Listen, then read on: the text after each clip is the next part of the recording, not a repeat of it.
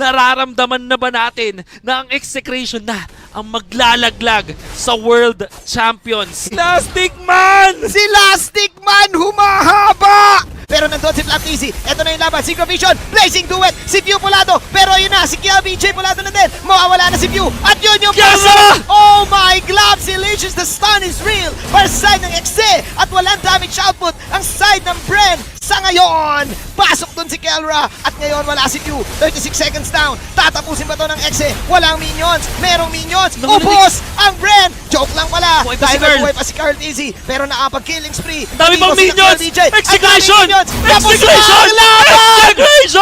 Execration will eliminate the M2 Champions!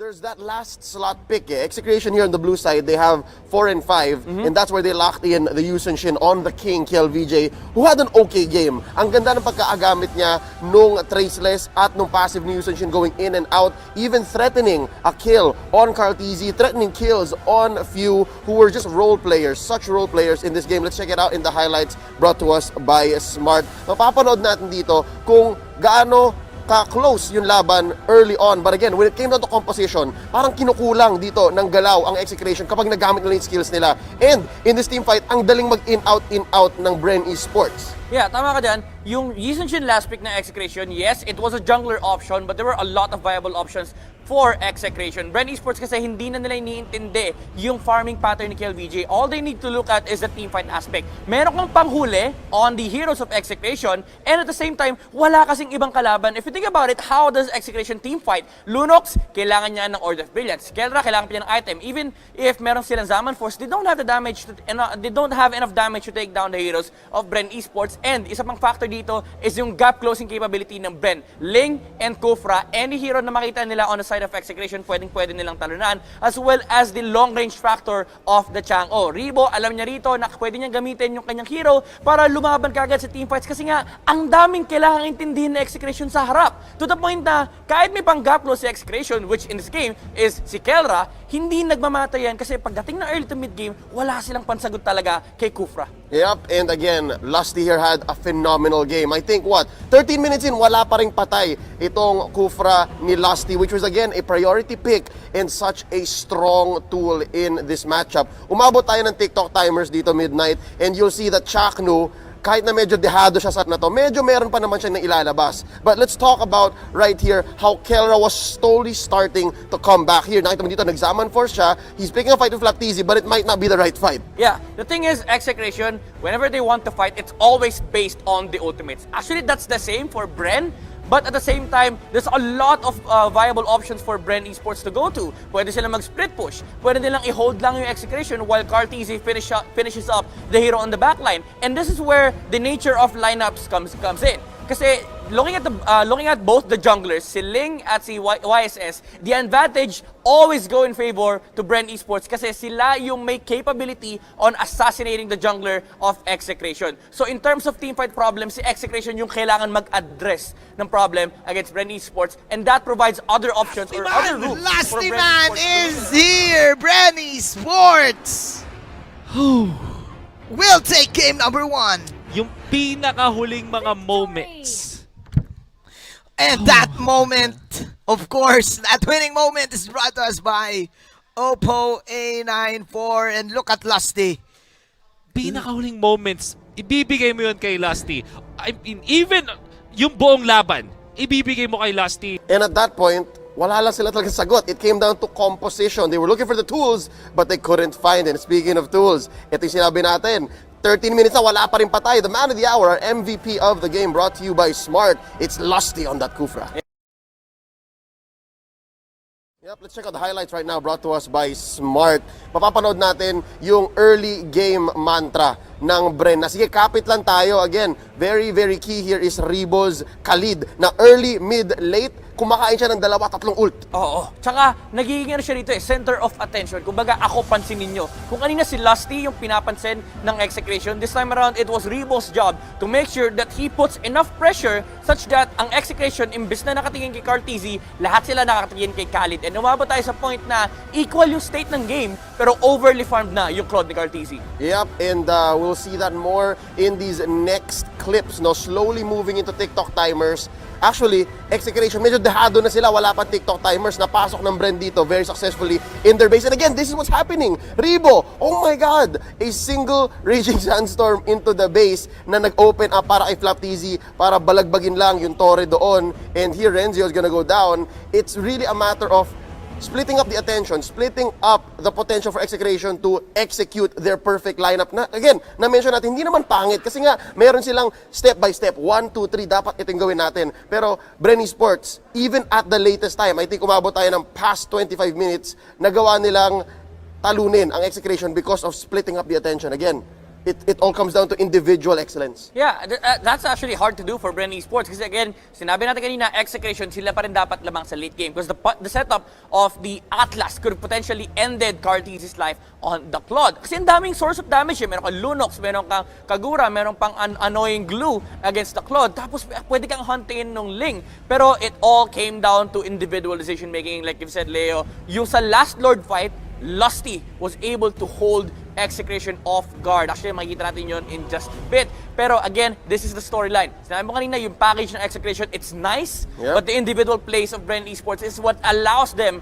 to strike through the heart of Exe. Yep, basically, let's put it into an easier analogy. Kung 5 yung Execration, tapos gusto nilang tumira sa 2 o sa 3, ano yung ginagawa ng 2 sa Bren pa? So, lamang yung numero ng Bren. Yeah, essentially may added steps, kumbaga, lamang sa options ang Bren Esports. Dito natin makikita yung talagang prowess ng mga players na to. Even that alone, Right di ba? there! Yung mindset lang ni Carteezy na wala naman kasing fatal links. Pwede ako gumamit ng Blazing Duet against the heroes of Exe. Now, Lusty here, in particular, the show is able to zone out Chakno. Tinatimingan ni Chakno yung perfect match into Fatal Links against Carteezy. Pero yung mindset ni Lusty, sabi niya, okay, patapos na yung Lord, pwede ko nang sipain yung Atlas, nakakagamit lang ng perfect match. Doesn't really allow Execration to fight on their own terms. And nung nakapag-set up si Chakno, it was already too late. Yep, nag-fatal link siya with no follow-up because again, Bren Esports were able to split up the map. Nagpadala sila ng matabang wave sa baba. And that will finish the game. Bren Esports 2-0 sa napaka-intense na game number 2. That winning moment, of course, is brought to us by Head and Shoulders. And look at Bren Esports right now. So that KLVJ has to answer, and in the end, it was just a little too much. But our MVP of the game brought to us by Smart, the silent worker, si Kapitan Few on his Matilda. Bren Esports able to defend against Execration, but again, that one play.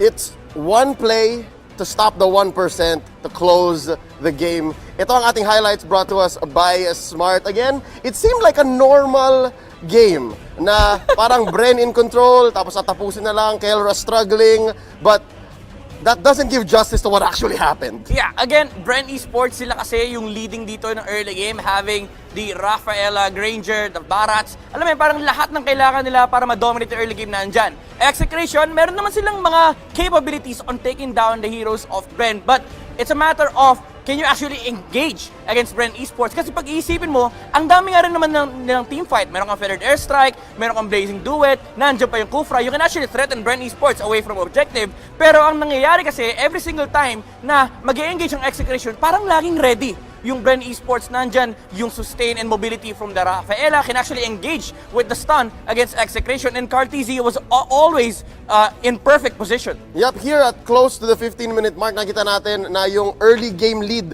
ng Bren Esports ay tinitake advantage naman nila. Ayan, no? I think it's at this point wherein Bren is about what? 15,000 gold ahead. Ginagamit nila yung lead na yun, ginagamit nila yung lamang nila para yung bawat isang miyembro nila ay lamang dun sa bawat isang miyembro ng Execration. And here you can see just signs of resistance. Parang dito bumubuo ng kumpiyansa yung Execration eh. Yeah, you know, the late game again, the late game prowess of the hero. Claude can just clear the minion wave on the side of Bren Esports, and Lancelot, pwede silang mag-go for the chase against Bren. Kapag nakakita sila ng opportunity, they will not hesitate on jumping in. Kasi sila na yung lamang. There's no damage on the side of Bren Esports kapag hindi nakakapasok si Ribo with a Ribo DD play. Ribo DD na tayo, hindi na Ruby DD. And si Carl TC kasi, nag-fall off na. Si Claude tsaka si Lancelot na yung dominant pagdating ng late game. Look at the spell damage from Execration. Ito yung nakakatakot at kailangan iwasan ng Bren Esports. Yep, we're looking now at about the 30-minute mark. Ito, approaching 40 dito. And you can see how Flap TZ is solo running back. Ito yung moment na medyo nag-asim si KLVJ. Yep. He sacrificed himself here for relatively no reason. Like, there was nothing na nakuha ng Bren Esports, ng Execration doon away from Bren Esports. But again, holding on.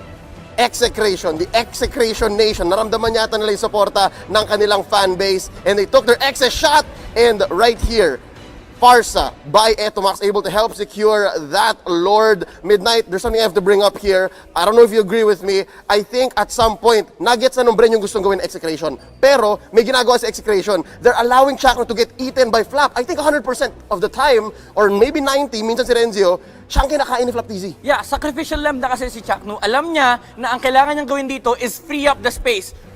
Oh no! And we're going to overtime! 49 isang game na to ng basketball. Oh my God! Uy! Oh my God!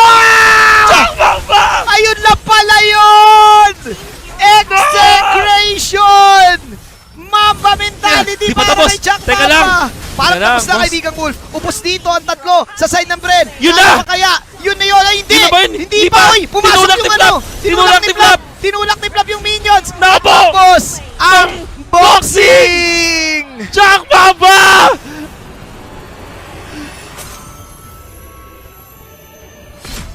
This winning moment is brought to us by Master. Sikreto ng mga gwapo at gwapong-gwapo doon. Si Chakno with one miracle play. Sumigaw na lang tayo doon. Wala ka nang ibang gagawin. Tatlo yung nahuli niya, men. It's all about the Mamba. Mamba forever. Keeping Execration in the playoffs. Our MVP brought to us by Smart. aka Kelra from Execration. Let's go ahead and check out the highlights brought to you by Smart.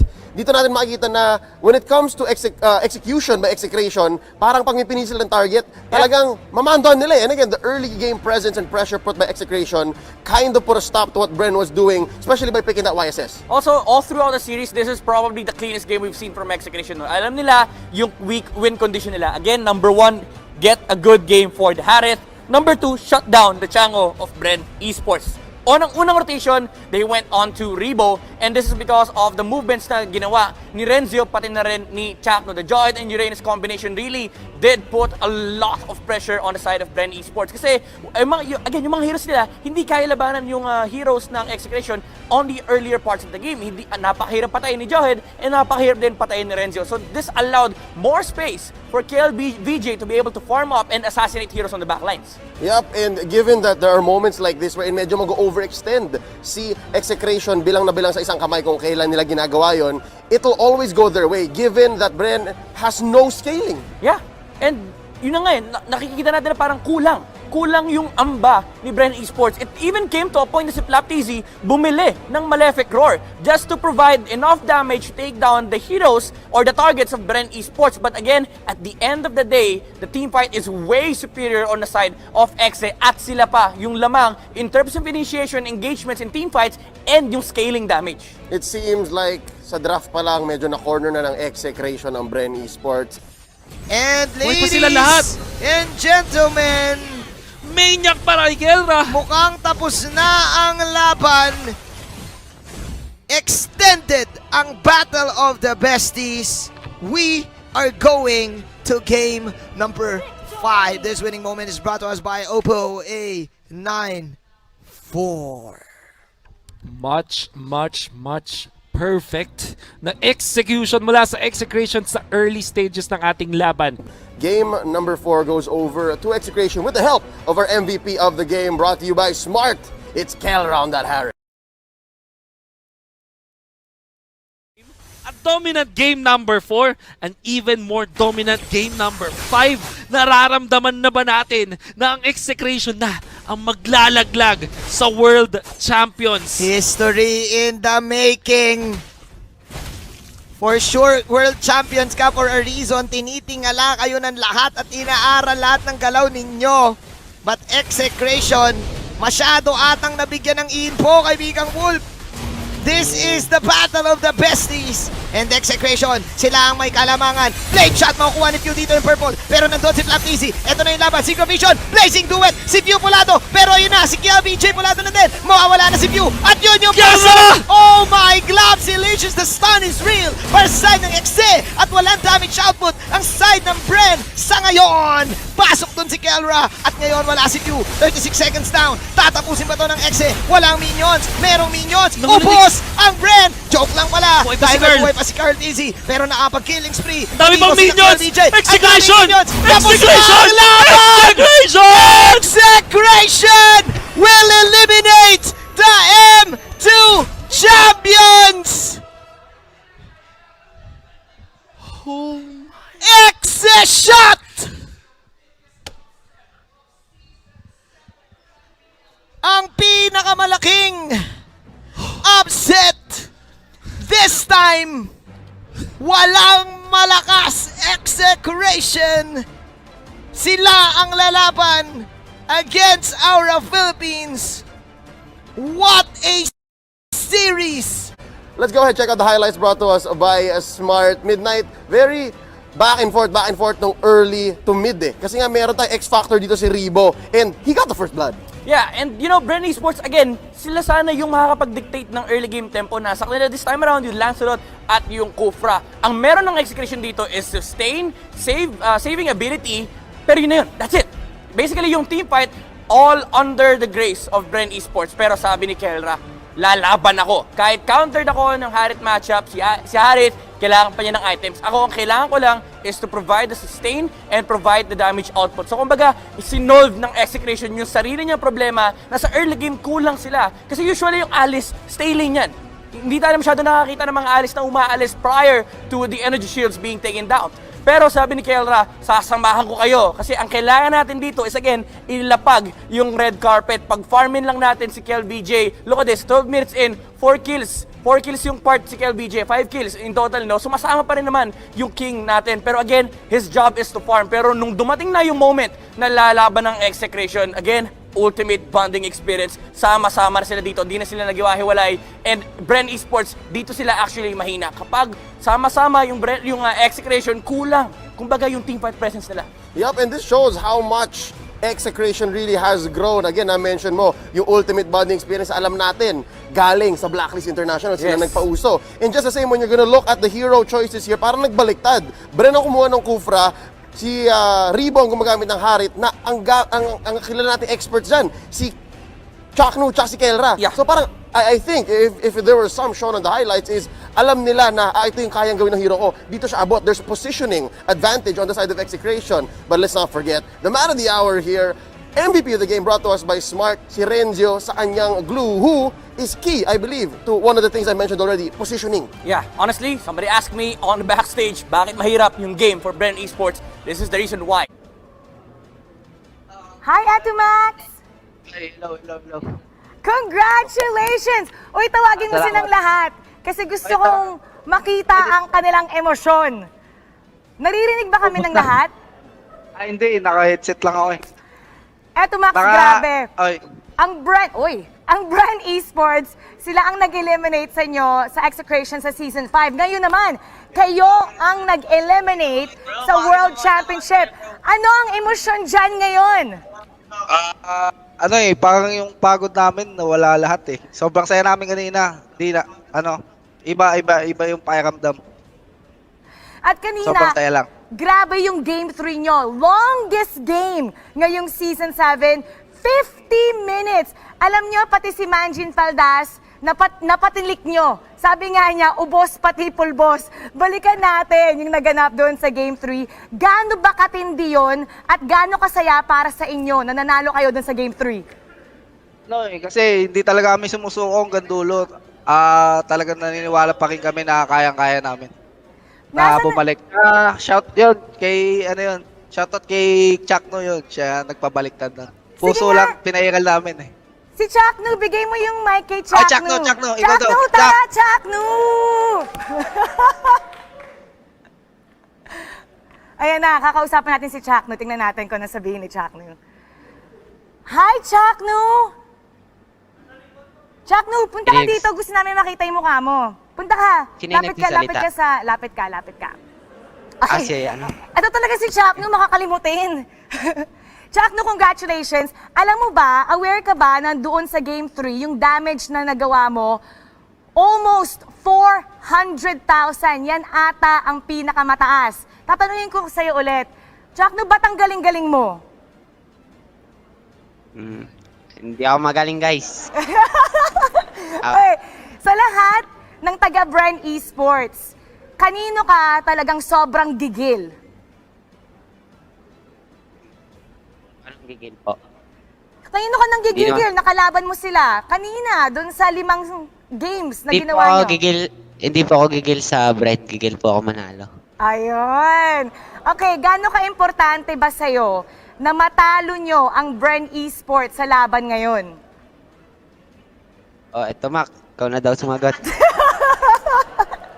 Sige. Si Kera naman, Sab. Sige. Kera, Bigay mo kay Kelra. Bigay mo. Kelra! Hello. Hi, Zapnu! Uy, Zapnu, palapit na ng palapit. Sabi nga nila yung hashtag, di ba? Give Billy the trophy. So ngayon, nasa top 3 muli kayo. Gaano kasaya yon para sa'yo? Hindi, sa amin masaya pero may halong lungkot. Siyempre, Oh. Bren Esports yung nakalaban namin agad. Pero wala, ganun talaga. Kailangan may mananalo. Talagang labanan na ng puso. Speaking Siguro mas magaling lang kami sa kanila ngayong araw na to. Uy, napaka-humble ka pala, Billy. Okay, explain mo naman sa amin, kwento mo, gaano ba talaga kayo ka-close? At because na kayo ang nagtapat guys, ngayon, ito talaga, yung Bren Esports talaga ito guys. Ngayon lang sasabihin namin ito kasi syempre, tapos na. Yung Bren talaga lagi namin nakaka-screen. Kaya, kaya sobrang hirap sa amin na nagkatapat kami sa lower bracket.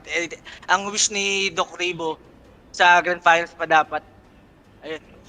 may bet ba kayong ganap ngayon? Kasi nung last time, di ba nagpamano ka sa kanila? Ano yung bet nyo ngayon? May bet kami ngayon, 2 chicken na bucket, tapos Uy. 2 pizza. Uy! Pero shoutout sa Bren, kay Coach Daki, kay Ribo, kay Pew, sa lahat ng Bren, kay Boards, kay Pew, kay Ate yan. Tangina, love na love namin kayo, ng Execration. Ang ganda Tuloy talaga yung ng Sunday night, pinakita mo. guys! Tuloy yung Sunday night! Tuloy yung Sunday night. Eto, isa pa. Kasi nung Game 4, nakita ko gumanong ka sa kanila. Tinawag mo sila. Napakaseryoso mo nun. Ano yung sinabi mo sa kupunan mo nung time na yon? Game 5? Nung pagkatapos ng Game 4? Wala, siguro hard reset lang ulit yun. Kumbaga discipline lang ulit. Kumbaga syempre iwas hype. Pag na-hype kasi medyo nawawala sa focus. Etong mga to, sila may kasi sila ma-hype sa early kaya tamang paalala lang. Galing, ang galing. Ano ang mensahe mo sa lahat ng mga ating mga manonood at may laban kayo bukas, imbitahan mo sila? Sa mga lahat ng sumusuporta sa Execration, guys, magtiwala lang kayo sa amin. I mean, kahit sa kanila, sa mga players, sobrang, kahit ako napahanga ako sa kanila.